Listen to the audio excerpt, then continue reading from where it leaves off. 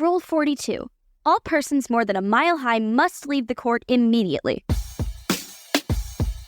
1, 2, 3, 42.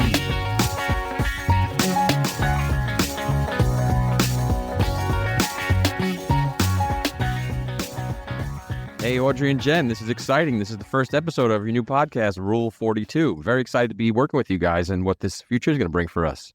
So excited about what we have in store for you guys. I can't wait to talk to new people and just have a great time with this. So I'm Audrey. And I'm Jenn. And the random noise you hear in the background is my 1-year-old. That you guys are both moms. We are. You both have your businesses, your interests, your families. And right now, your family is right on the podcast, which your little son is with us. He is Aiden. That is the youngest of our brood. Jen and I combine our children. Yeah, they all kind of.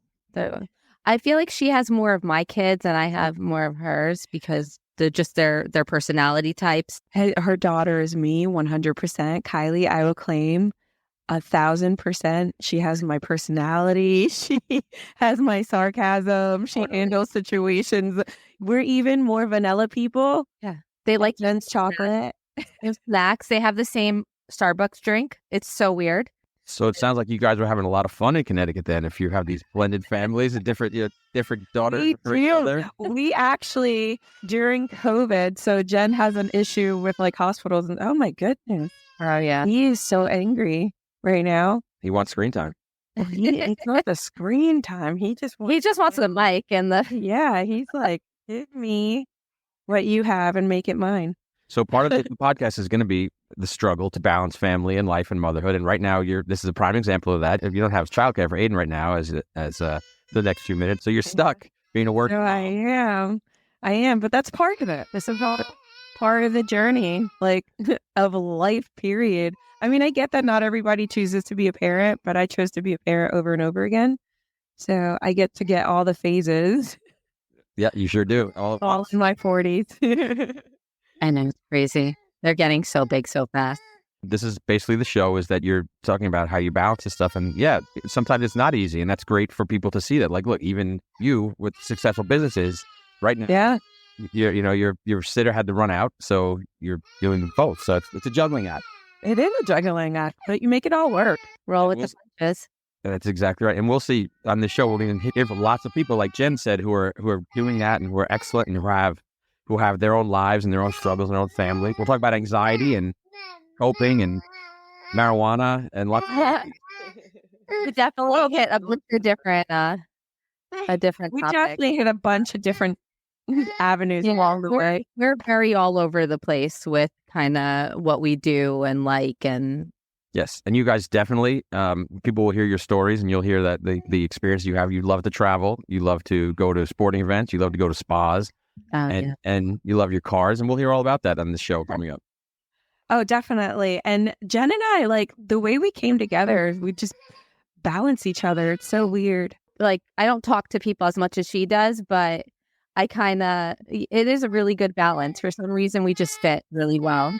Yes, I think people who listen to this are going to learn that Audrey's energy is a little bit higher. Jen's a little more mellow. I'm super mellow, so we balance each other. So, like, when I need to be a little up, like, she can get me up, and I'm like, okay, yes, I got a lot of energy. I'm good. And then when I need to calm down, like, no, we're going to be mellow now. Let's come back. And I'll just be here. I'll be here watching from behind the scenes, going along for the ride with you crazy guys, and I'm excited for it and what this is going to bring to everybody. We're so excited to introduce everybody to our entire chaos. So your world is full of chaos, but the good kind of chaos. It's life, which is incredible. And today we have a great guest coming on the show. We do. Karin Freeland's coming on with us. We're so excited to find out about life coaching, which I keep hearing about. We're going to find out about 2 books that she's written. Yes, she has Grab Life by the Dreams, and the other one was The Ins and Out of My Vagina, which is interesting. I can't wait to hear more about them. And I can't to figure out how she came up with that. I know, right? Definitely probably has some interesting stories about her vagina, I'm assuming. I'm in. I mean, if it came up with a book. I think she also has a podcast. I believe it's called Rock Your Reinvention. So I'm interested to find out a little more about that and what she kind of talks about on there. That'd be pretty interesting. Yeah. That would be cool. And then given that this is our first show. I know. We'll be like, what do you know? What can help us? And there you go. Let's get right to it. Let's get into it. Yeah, totally ready. Here we go. 1, 2, 3, 42. Hi, Karin. Hi. I'm Audrey. Nice to meet you. Welcome to the show. Thank you. How are you doing today? Thank you so much for being here. Well, it was perfect because I had to be on the news today anyway. So I'm like, oh, good, I'll be camera ready. And like, we're good to go. Oh, perfect. Yes. What were you doing in the studio today? So I have a monthly mindset segment with North Carolina. And so it's just like their local midday session show. And they just bring me in once a month and I give my tips for a better mindset. That's awesome. I did hear that you are a life coach. Yes. That's actually like the third time I've heard life coach today. So I actually am interested in what this is. Yeah. You don't know anything about me, so I'm going to tell you a little bit about me. Yeah. So I just turned 40. So I am going through that part of life where you're just like, right, getting older. How old do you think I am? You look amazing. So I'm going to say 40. 43. Oh, Oh my God. Did you have a hard time with it? Of course. 40 Oh my God. sucks. You're like, what? I mean, I don't think I liked any birthday after 25, right? When you're 18, I mean, think about it, right? When you're 18, it's like, well, 16, you can Yes. yeah. 18, Yeah. you could smoke. Yeah. 21, you could drink. Drink, right? At least get a bonus and you get a break of your insurance. So it's like, sweet. And everything down is downhill from there. It's like, Yeah. No, now you're getting told that you should start getting like the AARP card soon. I get a pension, so they think I'm like a retiree. oh, I wish someone thought I was a retiree. I'll take that. I'll take the money. Send it my way. AARP over here. So the life coaching actually it keeps coming up, I think, because I am having such a difficult time with it and a lot of things are changing in my life. And I'm a mother of six. So, and I'm jumping between like states right now. I'm in Connecticut right now. Okay. For my daughter's competition. She's a cheerleader, so she's competing this weekend at Fox. That's awesome. Yes. Oh, I love Foxwoods. I live in New Jersey. I'm in South Carolina now. So I did the whole like, trust me, when I say I did the midlife crisis, I mean, we can unpack that. I mean, I did it big. And so we lived in Jersey, but my husband and I, every once in a while, would get away for like a night without the kids up at Foxwoods, or it was just so much fun. And it's so important to do that too. You need to. That time with just each other without the kids is important. I'm just learning that now. Yeah. I'm like trying to get away with it. Well, like that's great because we were just talking about our ages and you know, yeah, it's okay if you're learning this later in life, but the point is that you're learning it and now you can implement it. So I always say it's never too late for a reinvention. As long as you're breathing. Yeah. I love that. You got a post, you got something to say, then you can still learn. Yep. Of course. That is awesome. I love that. So life coaching specifically is what? Yeah. Because I just keep being told about it, but not. Yeah. So here's the thing, and it's really important that you find a coach that works for you because not every you're not going to gel with every coach, right? And you want somebody that you can truly show up and be vulnerable with and be authentic with that you feel comfortable with. So I recommend if you're thinking about getting a life coach to interview a few and see who fits you the best. Within the realm of coaching, there's a lot of different ways to approach it. And I know I haven't told you exactly what it is yet, but this is important context. So some people will do group coaching, and that's really great for some people where, you know, you're hearing what other people are going through and you're like, oh man, I didn't even know I needed coaching on that until you brought that issue up. I have that problem too. But then there's one-on-one coaching. And most of what I do is one-on-one coaching because I'm able to get laser focused in on the person and their specific needs. So it's not a cookie cutter approach. And the reason I share that is life coaching for me looks different for every client. Most of the women that I'm coaching are in corporate. They're at this crossroads. They know they're made for more. They're burnt out. They're like, I'm over it. I'm sick of crying under my desk or in my car every day.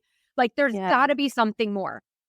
And that was me. That was totally me crying every night in my bathroom, having panic attacks about death and feeling like I'm wasting my life. You know? My anxiety is crazy right now. Yeah, because It is, and nobody talks about it. No. I mean, I do because I'm an open book, but most normal women aren't walking around like, man, I totally bawled my eyes out last night on the toilet. I was thinking about death again and I'm pretty freaked out. Like, you know what I mean? No one has those conversations. No. I mean, we do. Yeah. Jen and I have them. But most so No. I'm sitting here thinking like, okay, I'm the head case. I'm the problem. Yeah. Everybody else has got life all figured out. What the hell? So when I'm working with my clients, it's really like unpacking a lot of the pain points in your life. And so I always have them start with a baseline survey. Like, we're going to look at these 8 areas of your life, and I want you to rank them on a scale of 1 to 10. So if you come in and you tell me, oh, my health is in the crapper, I'm never working out, I have no time for myself, but you're like, my marriage and my romance is like on fire, we're so connected, this is great. I'm like, cool. And I don't need to spend time talking to you about ways to improve your relationship. Like, let's laser focus in on the health thing. Or you might come and say like, nope, it's my work. It's killing me. I am so burnt out. I don't know how to set boundaries. I'm not scheduling in time for myself. Great. Then we'll focus on that piece. So I know that's like not a specific answer about what life coaching But it gives me a better idea on what it is that they're utilized for. Yeah. The purpose behind them. Yeah, exactly. I think we all need a cheerleader in our life because sometimes we're not strong enough to root for ourselves. I mean, it's scary when I was the breadwinner in my family and I'm supposed to walk into my husband and be like, I'm just thinking I'm gonna quit my 6-figure job. Like, how do you see that? But when you have somebody who's like, yeah, but look, you already did the work. You've talked to the financial planners. You know you're okay. Like, I believe in you. You can do this. You can start this new business. People are like, oh, wow. I feel strong enough to go and have that conversation. That's having a partner in your life. That is the most important. You need that teammate. And it serves its purpose differently in different people because Jen is that for me. Absolutely. I think it takes time. It takes time. You got to get to know the people. And I think you got to be comfortable in yourself before you find the outside. Yeah, and that is, But how many people do you know that are actually comfortable with themselves?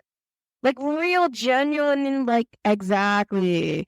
So if that's the basis, then we're never destined to find that real partner in anyone because there's no one that's going to be 100% comfortable with who they are and where they are in life.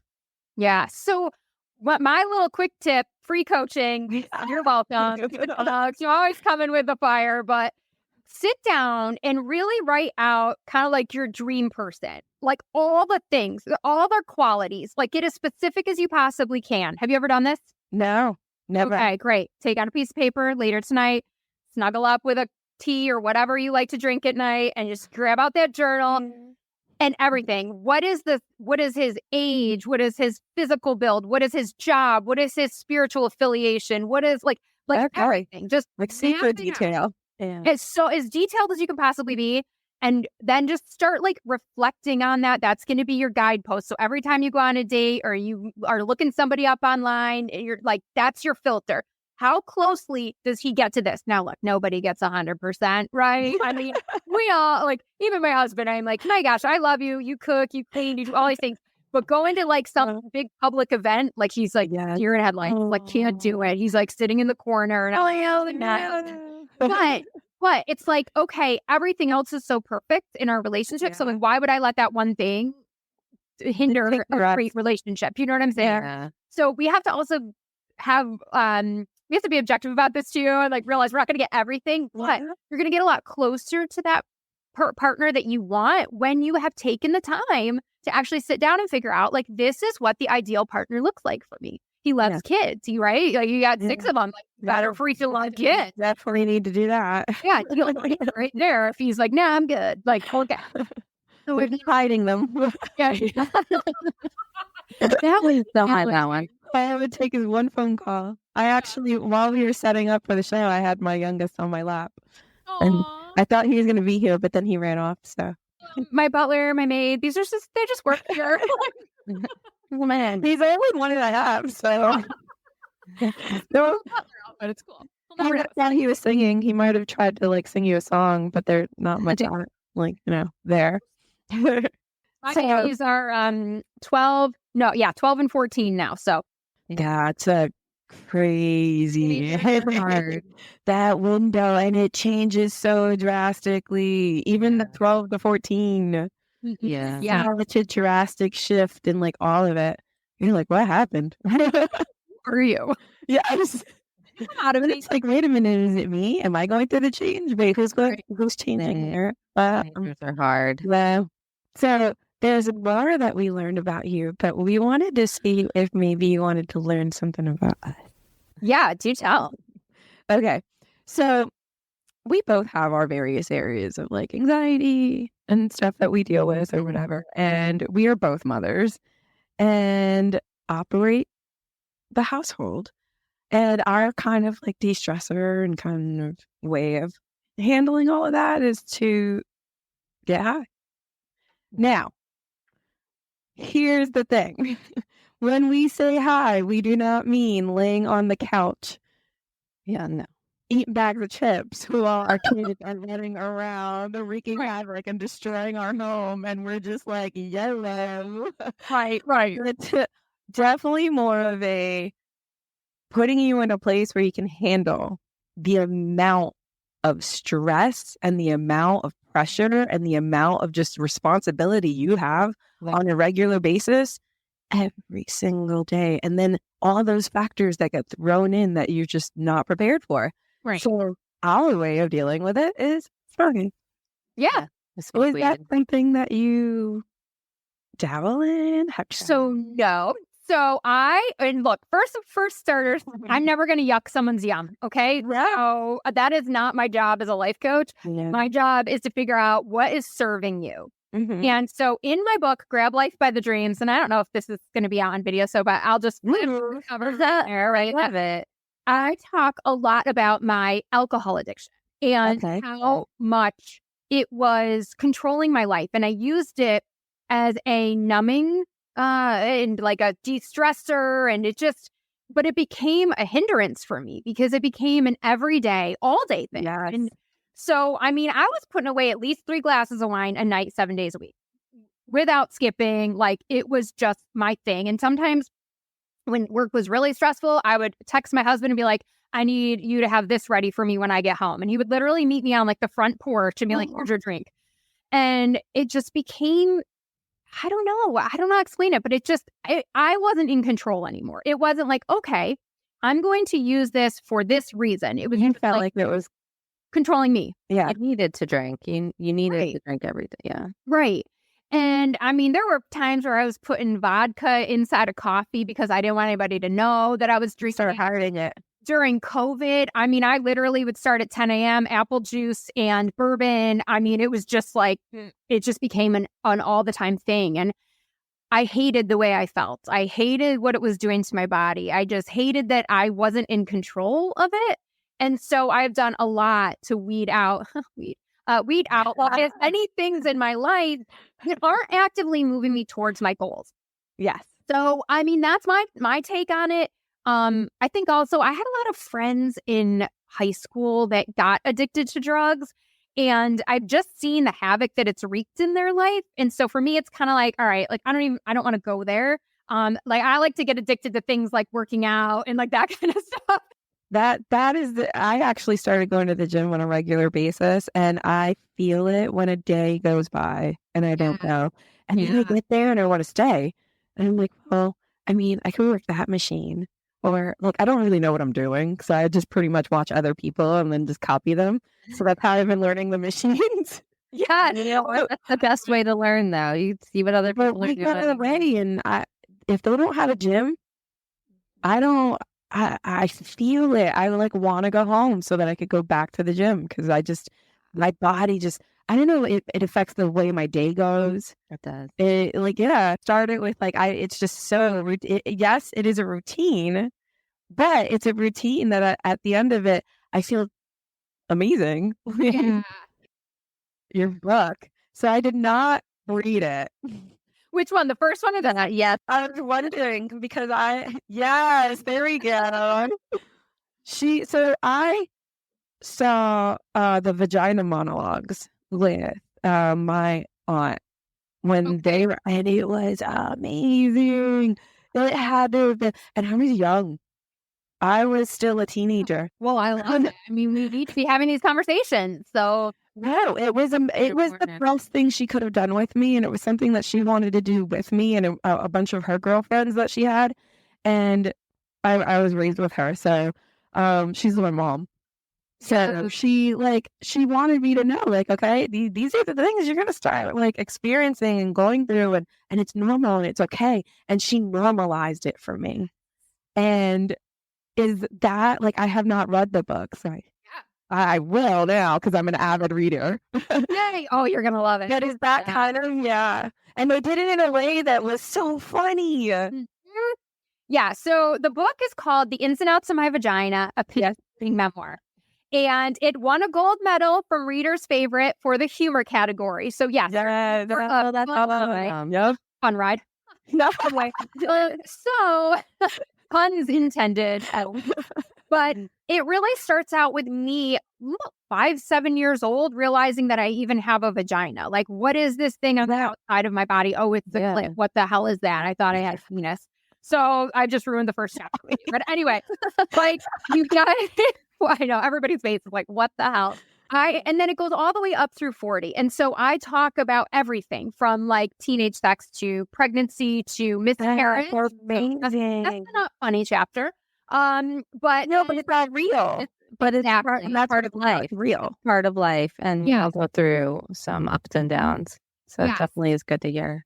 And there are things in there that no one talks about, like ectopic pregnancies. And just remember there, I have this miscarriage and I'm sitting in the hospital and they're like, you have an ectopic pregnancy. I'm like, what does that even mean? I don't even know what that is. Yeah. It's like, why am I finding out about this for the first time at almost age 30? Like, why is it not taught? Why does nobody talk about these things? But this is normalizing.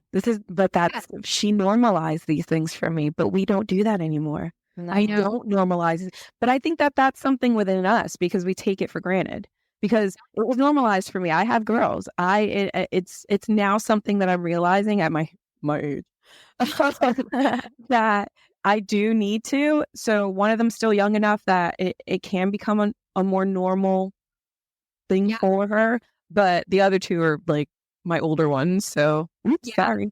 And the thing is too, like this book I always say is kind of for like 18 and up. Like I would recommend 18 and up. I mean, you know your kids, so so they know that mom's book is off limits. They're not allowed to read it. But it has done it normalized so much of what we talk about now. Like my kids are not afraid to come and ask me questions, and I think a lot of sexual abuse and other things could be avoided if people were more open about sex and like, no, this is improper touching, but it's such a taboo thing. Nobody wants to talk about it. I learned that in school.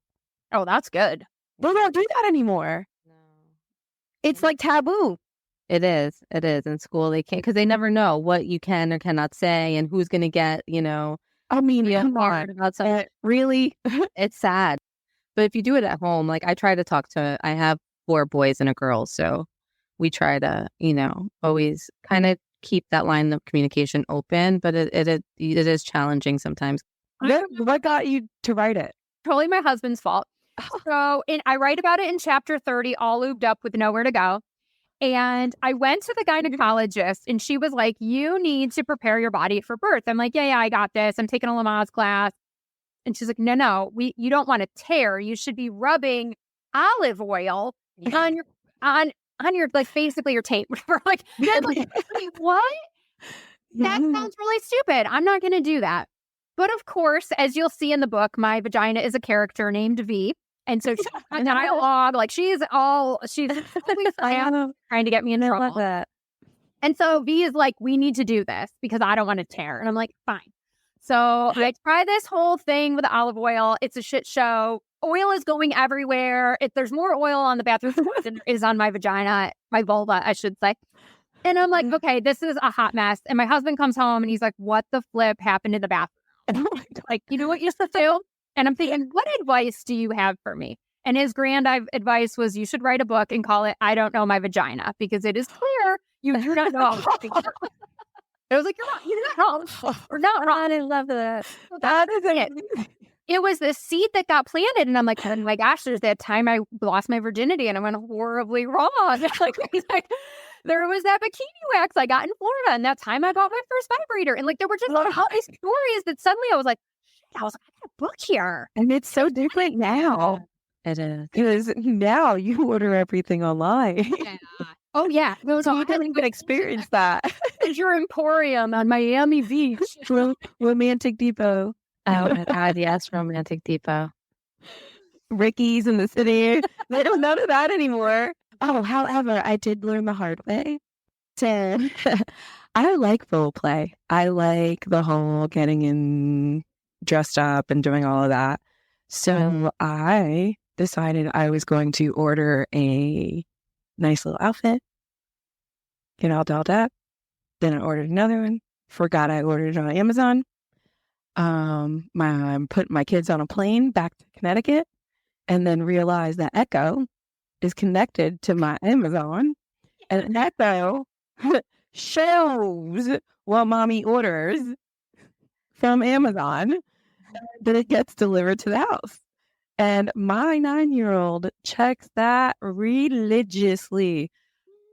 Thank God I realized this while they were on the plane, because I went in real quick and canceled the order on Amazon. And this is why they have stores. This right here. Okay. Hey, we all get busted. I mean, there's a hilarious story of my son walking in on me. I'm like naked on the bed. I'm waiting for my husband. I think the kids are up asleep. And nope, he was still up. And my husband decided that, we should go see what mommy is doing upstairs. Oh my God. So I'm pretty sure that's etched into his brain forever. Yeah. So he's traumatized and he'll need therapy, but whatever. I'm like, at least your parents still love each other and want to like, that's a great, it should be. That's so parents. Exactly. Having that part of a relationship be healthy is part of being healthy. It's one of the most important ones, I think, because if you don't have a happy, healthy sex life, like everything else kind of falls. Like it's just angry. Anger, different form. You're sexually frustrated. No one wants to be sexually frustrated. No, you're like chewing ice all day and it's putting it out on everyone. Angry at people, you stupid people. Stop yelling at me. I was like a beast at work in my corporate job. I was just like yelling at everyone. Wait a minute, what happened today? So Jen gave me like this whole rundown, and we had this whole like lineup on what we wanted to do. No, we were also going to ask you about your acting. So I remember reading that you did a little bit of acting and stuff. So I'd like to hear a little more about that. Like I saw you were in some soap operas. Yeah. So when I was living in New York City, I mean, my dream had always been to act, to be on stage. I was a dancer my whole life. So I loved performing, and it just kind of was like a natural next step was to start acting. So when I actually lived in Florida first, and I got my big break on the set of From Justin to Kelly, which was that movie with Justin Kelly. That's right. Yeah. So I was the bathroom girl, and I was actually on set as a extra, and I got upgraded. I mean, this never happens. This is like lightning striking. What? It is awesome. It's so hard for this to happen, but I got super lucky. I was always on time. I was always professional. Every day that I showed up as a background extra, like I wasn't dicking around on set. Like I was always like, you took it seriously. Totally. And the director, like I should say, not the director, but like the PAs, the people who assist everything, they got to know me really well. And they were like, she's a workhorse. Like, and so they just were like, hey, we need somebody to read these 5 lines. Can you do it? And I was like, yes. So I got my own little trailer, and I was like, it's happening. It's like, yay. And then I go to watch the movie with my boyfriend, now husband, and my whole scene, except for a little snippet, ends up on the cutting room floor. And it was like, it was like the love of my dreams. I just shattering in front of my face. So it was really hard, but I stuck it out. I kept putting myself out there, we ended up moving back to New York so that I could really do my thing in the city. And that's when I got picked up by all my children, had a bunch of background stuff. But it was like I could never get past the back. Like I could never get to that next level where I got my under 5. They kept promising it. I feel like the story of my life in the beginning was always like the carrot. Like people would always dangle something in front of you. There. like, It's right here for you. eventually just keep coming and working on set for $75. And by this point, I'm a pharmaceutical sales rep. I'm making like $80,000 a year. I have no kids. I have no bills. They give me a car. They pay for my phone. You're like, I'm like, why am I going to come sit there for 4 hours when I can go call on a couple of doctors and make 10 grand or so, whatever. And yeah. 5 grand in commission. This is crazy. So eventually I was just like, all right, let me focus on the working, corporate career. And, ended up just following that path, obviously, until I had my midlife crisis. But it was fun. I mean, what age did you have your midlife crisis? 39. Okay. I'm right on target. You are. And I would say it started probably around 36. Like I would have these little peaks and all of a sudden I would be like, oh my God, what am I doing with my life? Like this. But really it was like that 39, 40 because, right before 40, because by 40, I had already been laid off. So then I was like full on, like this is my new life. But we had 2 deaths in the family. And that really just sent me into a tizzy. And I was like, oh my God, I'm going to die. Like, what am I doing? Yeah. And so once I got laid off and I'd already started writing the book, so I was like, oh, this is perfect. I have a backup plan. Like, this is the universe's way of saying, Karin, we're done here. Like, you don't belong in corporate anymore. This isn't what you're supposed to be doing with your life. Like, just trust me. And we got to go in this direction. This is your guidance. Yeah. Follow it. Follow all the signs. You have to follow them. They'll lead you the right way. Unfortunately, sometimes we have to be shoved into them. Yeah. We do. Because they're inconvenient. Like, who wants to see the sign that says you're not going to have a 6-figure salary anymore? Nobody. Nobody. It's also scary just starting something new and not knowing. Like, and I know somebody that's gotten an opportunity to start something new and be successful at it. And there's licensing and stuff that's involved. And he could totally do it. Starts the process, never follows through because what they make right now is supporting their family. And they are the sole breadwinner. So what do you do with that? Like, do you take that chance and like throw yourself into something, or do you wait until you get to the point where like you have to do it? Because at some point he's going to be too old to do the work that he does. And he could start his own business now by just finishing the licensing. And it's just, and that's what's holding him back, that fear of what if it doesn't work? But what if it does? Thank you. So that's the scary part. What the scary part, kid, that's the fear. What if it does? Look, I ended up getting thrown into my current life situation for no other reason than the business that I worked for tanked because the owner almost died.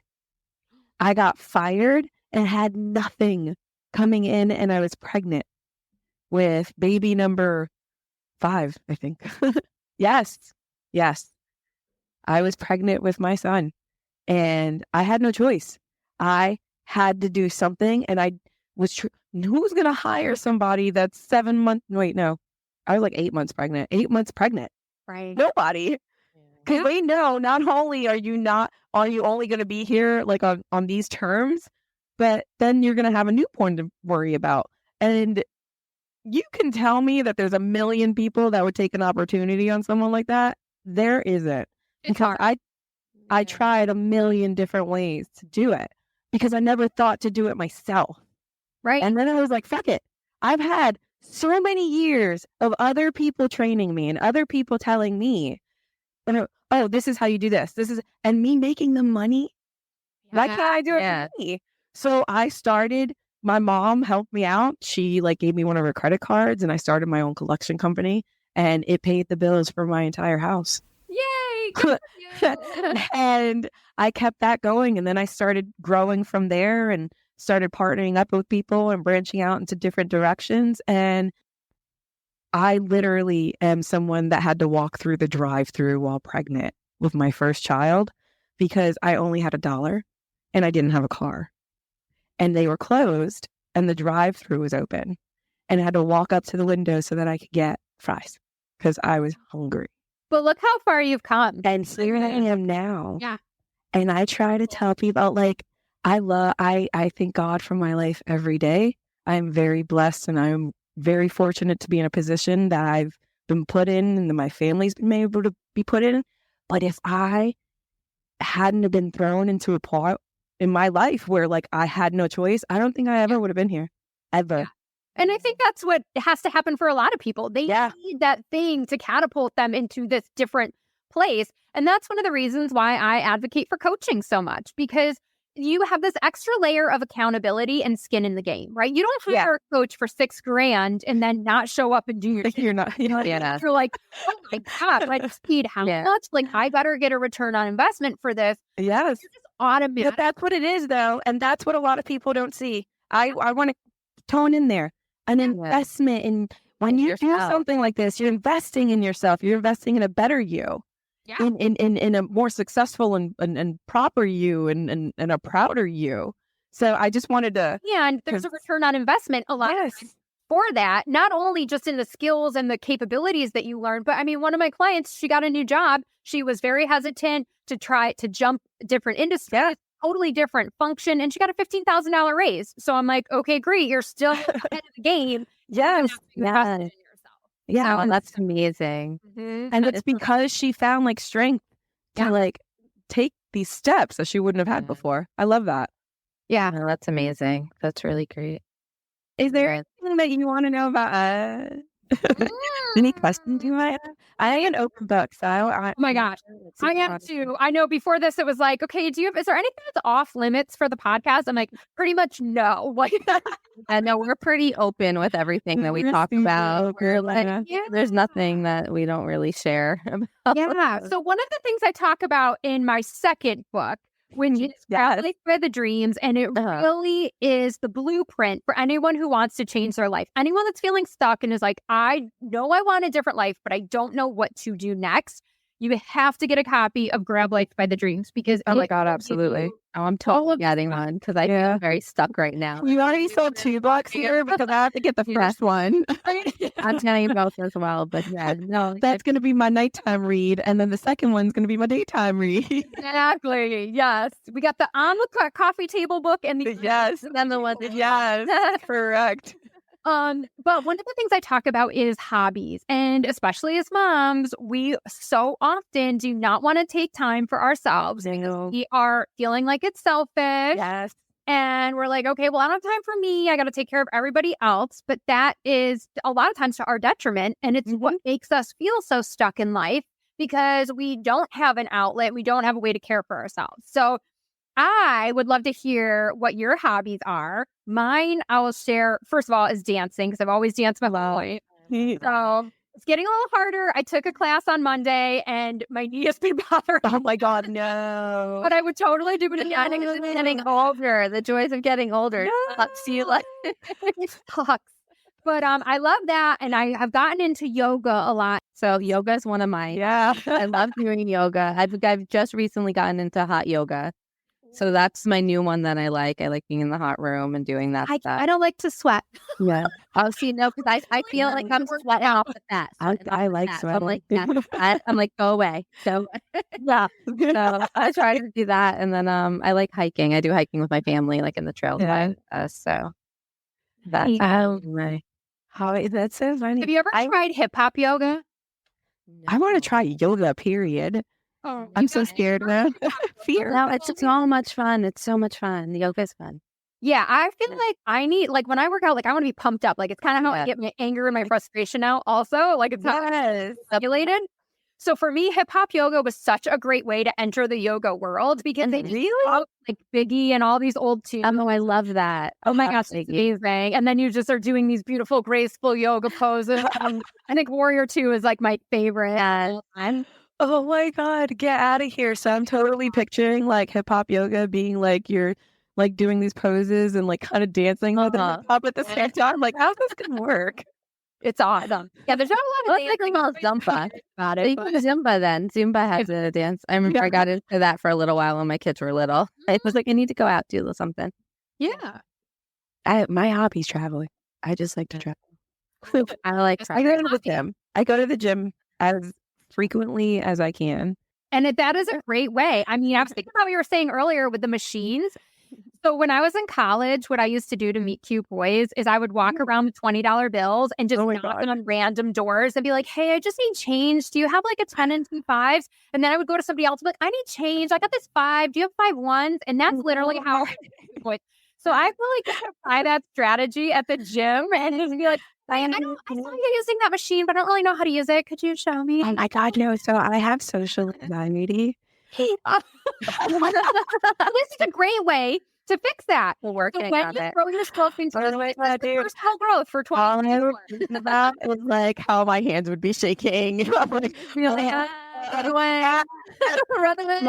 my flight gene will kick in, and I am that one that will run in the opposite direction. Yeah, well, all the more reason to do it because then you're going to retrain your brain. It's all about training the brain. I actually met an athlete he's an alumni of the New York Rangers, and I met his wife, and his wife was phenomenal and amazing, and I love her, and I'm actually going to see her on Tuesday.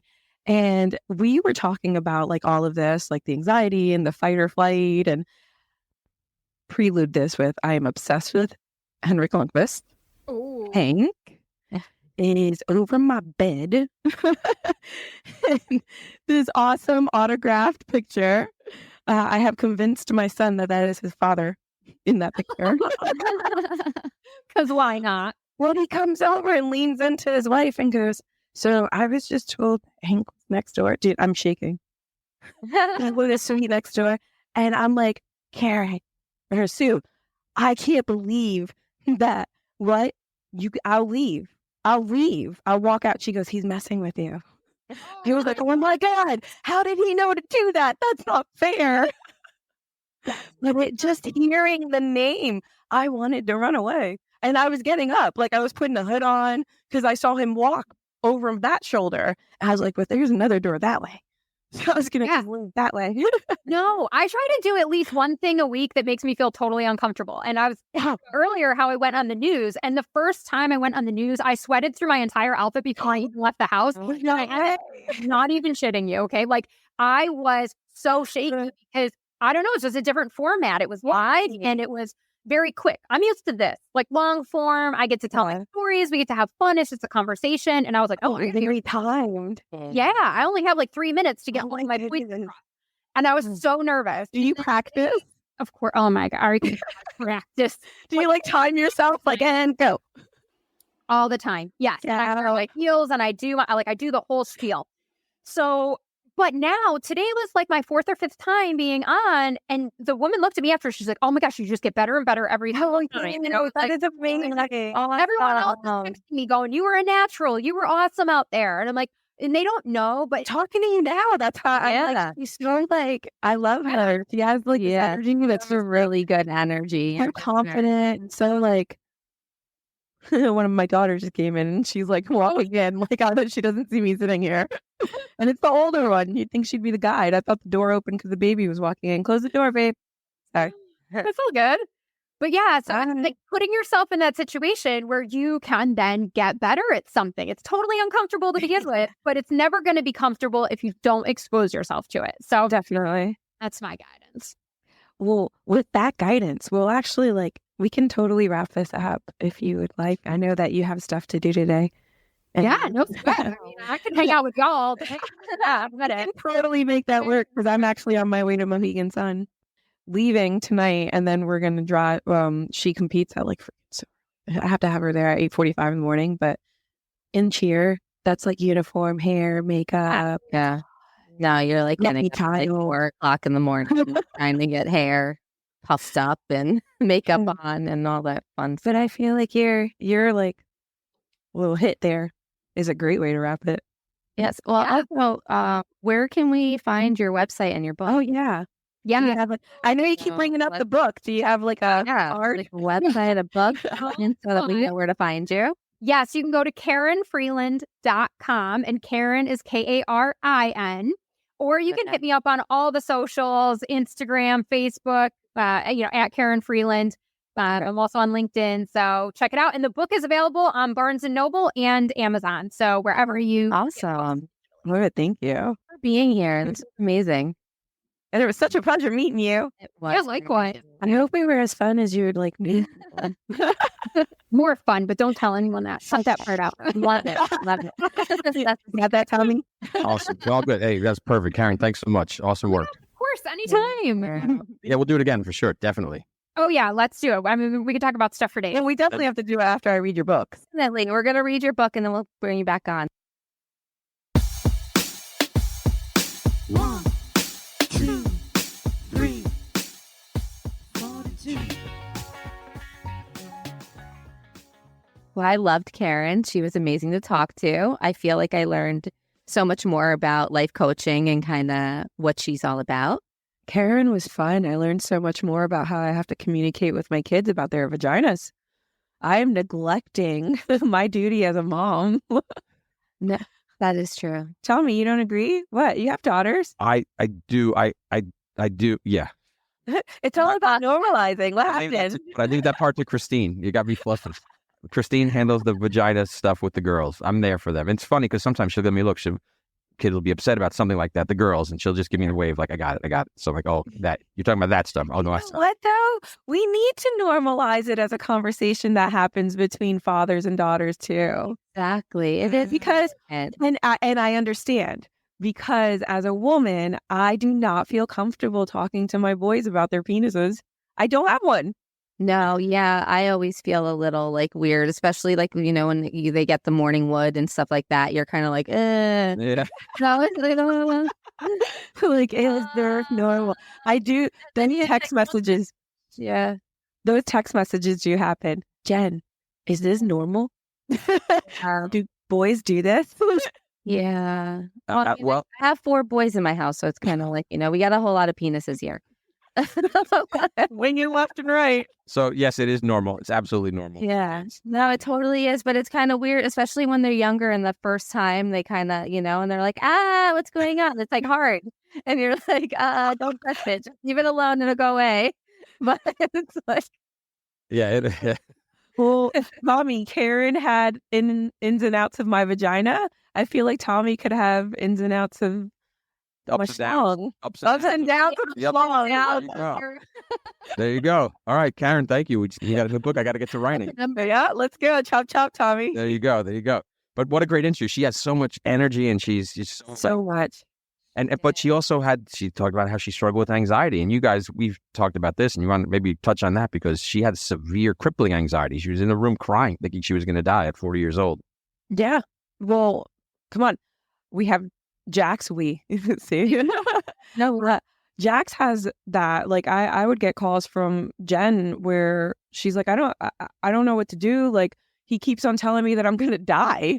oh my God, it was like months straight where Jax would like come into my room hysterically crying and be like, Mommy, you're going to die. And I would be like, oh my God, like, no, I'm not. I'm okay. And then it started kind of messing with my head. Yes. Oh my God, am I going to die? Is he like foreseeing something?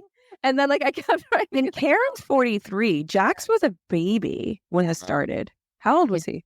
It's probably started what, like, no, he wasn't a baby. He must have been like 6. That's amazing. I know. This is little, but yeah. Oh, he's like a preteen. Now he's 12 and he like thinks he's who he is. But yeah, but it was really hard to navigate like just death with someone that little because, you know, trying to explain it is. But that's coming from anxiety. Yeah. At that age, anxiety at 6, anxiety at 43, anxiety at 40 for turning 40.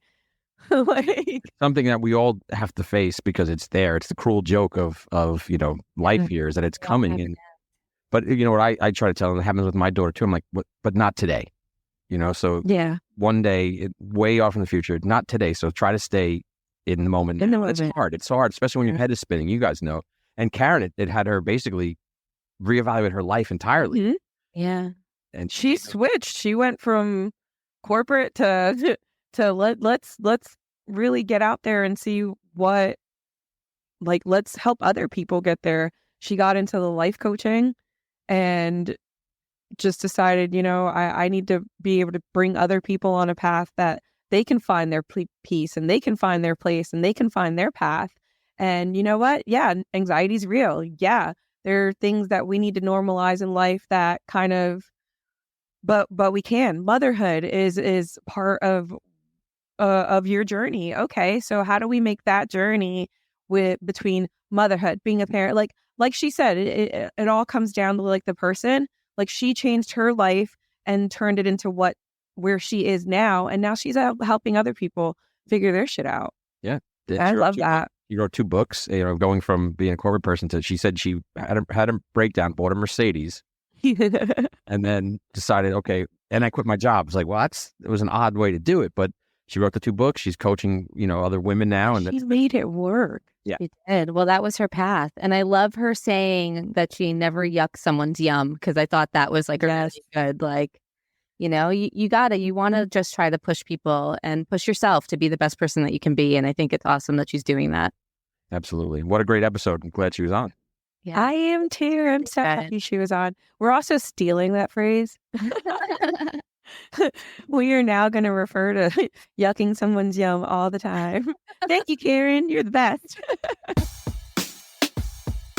1, 2, 3, 42. Rule 42 is hosted by Audrey Cruz and Jenn Burke. It is produced and edited by Tom Smith. The opening song is Rule 42 by Eddie Carr. Rule 42's artwork was created by Aubrey Cruz. And I'm your announcer, Molly Smith. Thank you for listening to Rule 42. We hope you enjoyed the show. New episodes premiere every Thursday on all podcast platforms. Please subscribe, share the show, and leave us a 5-star review on Apple.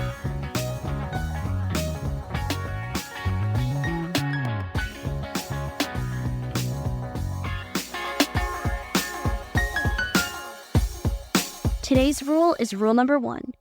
Don't yuck another's yum.